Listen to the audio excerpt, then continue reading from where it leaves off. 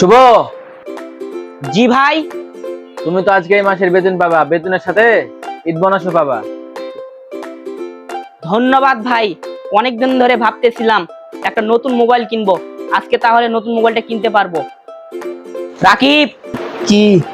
মহাজনী এই মাসের বেতন আর ঈদ বোনাস একসাথেই দিছে। দিন ধরে ভাবতেছি একটা ফোন কিনবো, চল ফোনটা কিনে নিয়ে আসি। আচ্ছা চল। আচ্ছা ঠিক আছে আম্মা, নিয়ে যাবো রাত্রেবেলা।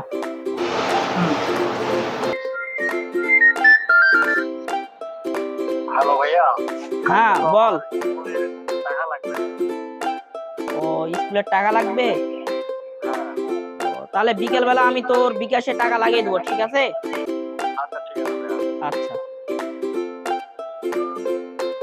কিরে, তুই তাহলে কেমন করে আর ফোন নিবি? কি, পরিবারের বড় সন্তান, অনেক শখকে বিসর্জন দেওয়া লাগে, অনেক আশা বিসর্জন দেওয়া লাগে। একজন ছেলের মাথার উপর যখন পরিবারের দায়িত্ব চলে আসে তখন তার নিজের শখ, আহ্লাদ, আশা, আকাঙ্ক্ষা মাটির সাথে মিশে যায়, আর পরিবারের দিকে দেখে তার শখ, ইচ্ছা, চাওয়া, স্বপ্ন আকাশের দিকে উড়িয়ে দেয়।